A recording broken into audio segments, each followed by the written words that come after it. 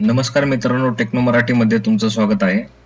तुम्ही तुमच्या लॅपटॉप किंवा पीसीवर वायफाय आधीच कनेक्ट केला आहे, पण तुमचा पासवर्ड विसरलात. आज मी विंडोजमध्ये आधी सेव्ह झालेला वायफायचा पासवर्ड कसा पाहायचा ते सोप्या पद्धतीत दाखवणार आहे. चला तर सुरू करूया. मित्रांनो, सर्वप्रथम आपल्याला जी स्टेप करायची ती म्हणजे आपल्याला स्टार्ट मेनूवरती जाऊन सेटिंग ऑप्शनवरती क्लिक करायचं, म्हणजे कंट्रोल पॅनल ओपन करायचे. त्यानंतर नेटवर्क अँड इंटरनेट ऑप्शनवर क्लिक करायचे.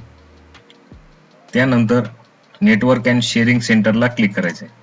नंतरची स्टेप हे असं ओपन झाल्यानंतर तुमचा जो नेटवर्क आहे कनेक्टेड इथं शो होईल, त्या शो नेटवर्क वरती क्लिक करायचे.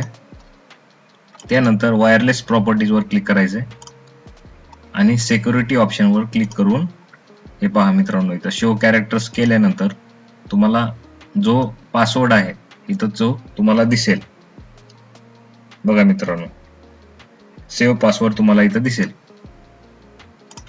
हा पासवर्ड फक्त तुमच्या किंवा परवानगी असलेल्या वायफाय नेटवर्क साठीच पहा. इतरांच्या नेटवर्क मध्ये अनधिकृत प्रवेश करण्याचा प्रयत्न करू नका. व्हिडिओ उपयोगी वाटला असेल तर लाईक करा, कमेंट करा आणि टेक्नो मराठीला सबस्क्राईब करा. धन्यवाद.